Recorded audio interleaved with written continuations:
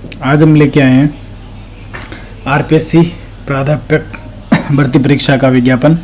School lecturer exam Rajasthan RPSC के द्वारा जो आयोजित किया जाएगा उसका विज्ञापन अभी जारी हुआ है 17 तारीख को, 17 जुलाई 2025 को। और अभी जो हम बात करेंगे वो जो साइट से डाउनलोड किया हुआ विज्ञापन है, तो सारी ऑथेंटिक चीज़ें रहेंगी। आप इस वीडियो को अंत तक देखोगे तो आपको इसमें बहुत सारी ऐसी चीज़ें पता चलेंगी जो बहुत ज़रूरी है इस परीक्षा की तैयारी करते समय और फॉर्म भरते समय कुछ चीज़ों का ध्यान रखना बहुत ज़रूरी है। तो बात करते हैं इस वैकेंसी के बारे में। तो ये जो वैकेंसी है कुल 27 विषयों के लिए आई है और इसमें जो टोटल पद है वो 3225 है। इसमें बात करें सबसे ज़्यादा जो सीटें हैं वो हिंदी की हैं 710 सीटें, इंग्लिश के लिए 307 है, संस्कृत के लिए 70 सीटें हैं और राजस्थानी के लिए 6 हैं, पंजाबी के लिए 6 हैं, उर्दू के लिए 140, हिस्ट्री के लिए 170। इस तरह से आप देख सकते हैं। पॉलिटिकल के लिए 350, ज्योग्राफी के लिए 270, इकोनॉमिक्स के लिए 34, सोशोलॉजी के लिए 22, पब्लिक एडमिनिस्ट्रेशंस के लिए 2, होम साइंस के लिए 70, केमिस्ट्री के लिए 177 सीट है 177, फिजिक्स के लिए 94 है, मैथ्स के लिए बहुत कम है 14, बायोलॉजी के लिए भी सीटें ठीक है इस बार 85 हैं, कॉमर्स के लिए बहुत अच्छी सीटें हैं इस बार 430 सीटें हैं, ड्राइंग के लिए बहुत अच्छी सीटें हैं 180 सीटें हैं, म्यूज़िक के लिए 7 हैं, फिजिकल एजुकेशन के लिए बहुत अच्छी सीटें हैं 73 है। कुल मिला के जो लोग तैयारी करना चाहते हैं लेक्चरर के एग्ज़ाम की, तो उनके लिए ये जो भर्ती है बहुत अच्छा अवसर है जिसमें आप तैयारी कर सकते हैं। और बहुत सीटें ठीक हैं, बहुत ज़्यादा नहीं है लेकिन बहुत कम भी नहीं है, तैयारी की जा सकती है। अब बात करते हैं कि यहाँ क्या क्या जानकारी हमारे पास उपलब्ध है जो भी जारी की गई है। तो सबसे पहली बात इसमें दे रखा है कि सभी विषयों के पदों का वर्गीकरण पृथक से आयोग द्वारा जारी कर दिया जाएगा। यानी अभी कैटेगरी वाइज सीटें कितनी कितनी है वो इसके अंदर अभी जारी नहीं की गई है, वो अलग से आएगी।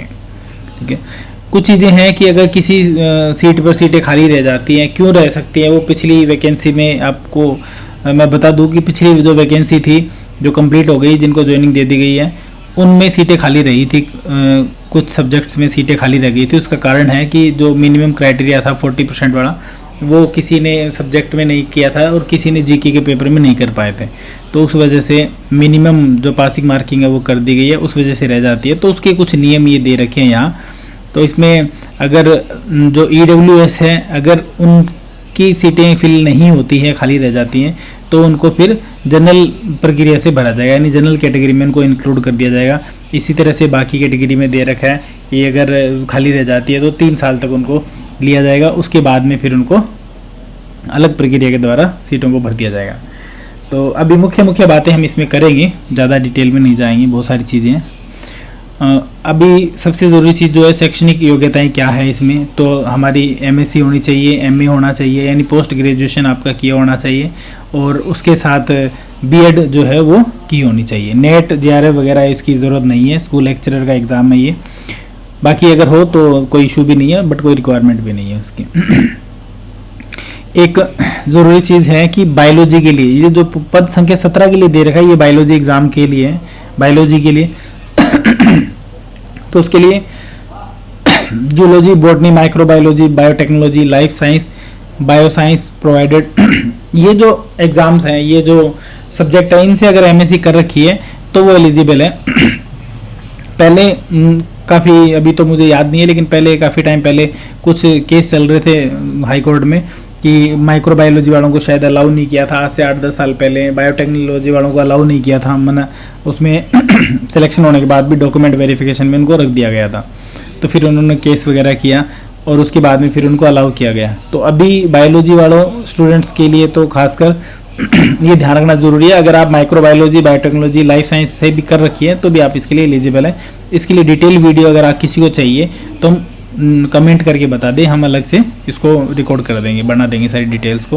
बाकी इस तरह सभी अलग अलग पदों के लिए दे रखा है इसमें क्या क्या है। एक और इम्पोर्टेंट बात कि कब तक आपकी क्वालिफिकेशन कंप्लीट होनी चाहिए। तो जिन्होंने पहले B.Ed कर ली ग्रेजुएशन के बाद, अब PG चल रहा है, MSc MA चल रहा है, या जिन्होंने MSc कर ली और अब उनका B.Ed चल रहा है सेकेंड ईयर, तो जो अंतिम वर्ष की परीक्षा में सम्मिलित हुआ हो, यानी परीक्षा दे चुके हो, रिजल्ट नहीं आया हो, या सम्मिलित होने वाला हो, अब आगे आने वाले टाइम में 2-4 महीने में जब एग्ज़ाम होंगे तो उसमें दे रहा हो तो वो भी पात्र होगा आवेदन करने के लिए। लेकिन खास बात ये है कि इसके अंदर जब एग्ज़ाम हुआ, आयोग से आयोजित प्रतियोगी परीक्षा से पूर्व शैक्षणिक अर्हता अर्जित करने का सबूत देना होगा। इसका मतलब ये है कि जिस दिन एग्ज़ाम होगा उससे पहले आपका रिजल्ट आपके हाथ में डिक्लेयर हो जाना चाहिए। रिजल्ट पेंडिंग होगा तो भी अलाउ नहीं करेंगे सिलेक्शन के बाद भी। पेमेंट की बात करें, वेतन सैलरी की बात करें तो गाइज इसमें बहुत अच्छी सैलरी है। L12 बहुत अच्छा ग्रेड पे होता है, 4800 ग्रेड पे है। और प्रोबेशन में भी 31,100 रुपये उसमें मिलते हैं। और प्रोबेशन के बाद में सैलरी अच्छी खासी हो जाती है 50,000 के समथिंग। और लगभग 8-9 साल जॉब करते करते सैलरी जो है वो 1 लाख को क्रॉस कर जाती है, लगभग 1 लाख के आसपास पहुंच जाती है। तो काफ़ी अच्छी सैलरी रहने वाली है। आयु सीमा की बात करें तो 21 से 40 वर्ष आयु है। लेकिन 40 के बाद में कौन कौन भर सकते हैं? कोई ओवरेज किसी को लगता है 40 हो गई है तो अगर आप इन पार्ट्स में आते हैं तो आपको कुछ छूट मिल सकती है। जैसे SC/ST को 5 वर्ष की छूट है पुरुषों के लिए, SC/ST OBC और जो बैकवर्ड इकोनॉमिक बैकवर्ड जो क्लासेस है उनके लिए 10 वर्ष की छूट है महिलाओं के लिए। पुरुषों के लिए 5, महिलाओं के लिए 10। और जो जनरल की फीमेल है, जनरल की महिलाएं हैं जनरल कैटेगरी की, उनको भी 5 वर्ष की छूट है, यानी वो भी 45 साल तक दे सकते हैं एग्ज़ाम। और उसके बाद में है विधवा और जो डाइवोर्सी फीमेल हैं उनके लिए कोई एज लिमिट नहीं है, वो 60 ईयर से पहले कभी भी दे सकती है। कभी भी 2-5 साल बाकी है किसी के तो भी वो ट्राई कर सकते हैं, कोई इशू नहीं है इसके अंदर। ठीक है, बाकी इसके बारे में ही है, इसके बारे में ये दे रखा है। उसके बाद फॉर्म भरने के लिए SSO पोर्टल से आपको फॉर्म भरना है। फॉर्म जो है वो 14 अगस्त से 14 अगस्त से भरे जाने स्टार्ट होंगे और 12 सितंबर तक रात्रि 12 बजे तक भरे जाएंगे। इसके लिए आपको SSO पोर्टल पे ID बनानी पड़ेगी। अगर बना रखी है तो दोबारा बनाने की ज़रूरत नहीं है, उसी से भरा जा सकता है। 1 टाइम रजिस्ट्रेशन होता है, उसको करके आप इसको कर सकते हैं, कंप्लीट भर सकते हैं। कैसे करना है उसके लिए हम अलग से वीडियो रिकॉर्ड कर देंगे। ये सारा उसी का प्रोसेस है, कैसे क्या करना है, क्या डॉक्यूमेंट चाहिए। तो जब आप किसी भी मित्र शॉप पे जाके करवाएंगे तो वो कर देगा 10 मिनट के अंदर, कोई ज़्यादा इशू नहीं है इसके अंदर।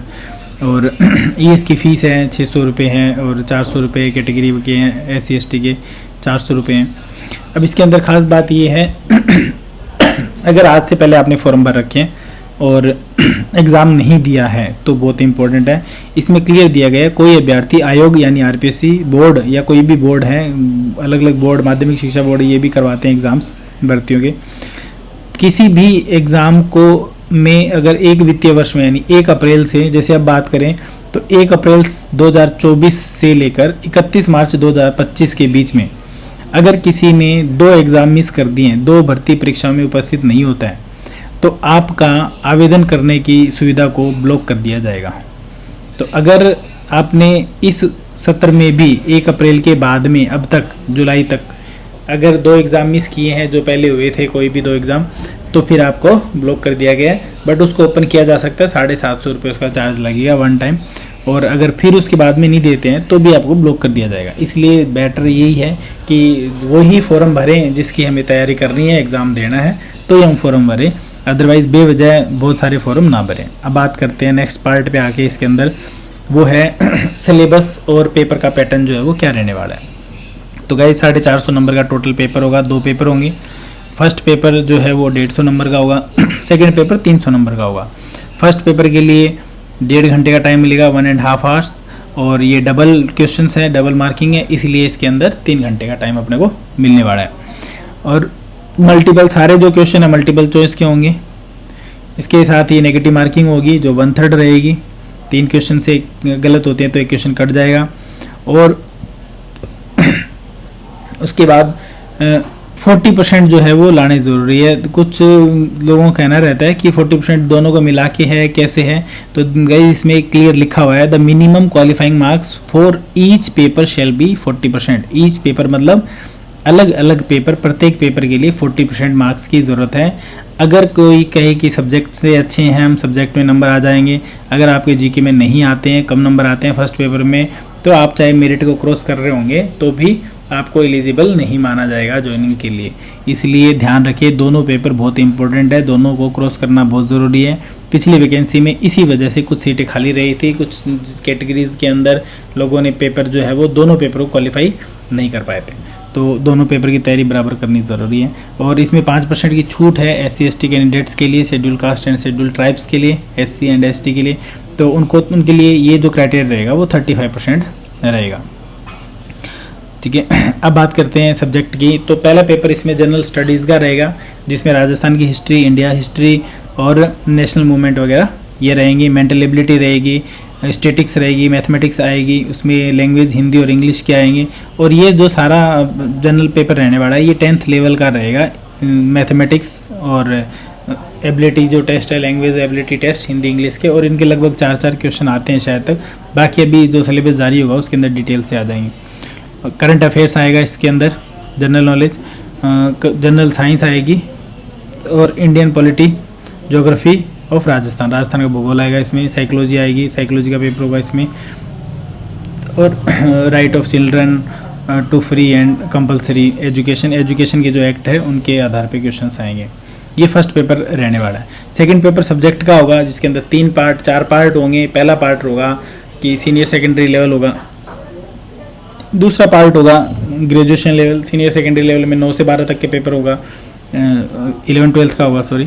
और फिर ग्रेजुएशन लेवल में, ग्रेजुएशन में जो सब्जेक्ट हैं हमारे उनका पार्ट रहेगा जो सिलेबस आता है उसके अंदर।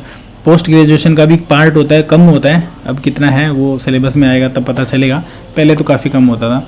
और टीचिंग मेथड जो है उसके रहेंगे। तो ये 4 पार्ट रहेंगे, जिसके 150 क्वेश्चन होंगे 300 नंबर के। टोटल 450 नंबर का पेपर रहने वाला है। और ये कोच के लिए है, जो स्पोर्ट्स की जो सीटें आई हैं उनके लिए, इनके लिए थोड़ा सा क्राइटेरिया अलग है, पैटर्न अलग है। तो इसके लिए अगर किसी को रिक्वायरमेंट हो कोच के लिए तो आप कमेंट कर दें, तो हम उस पर अलग से डिटेल वीडियो बना देंगे। अभी हम इसमें इसको कवर करने वाले नहीं हैं। ठीक है, तो ये इसके बारे में कोच क्या पेपर जो है वो दे रखे हैं अलग अलग। इसके अंदर काफ़ी चेंज है सिलेबस का, अलग सिलेबस है इसका। तो बाकी मेन बातें इसके अंदर यही थी।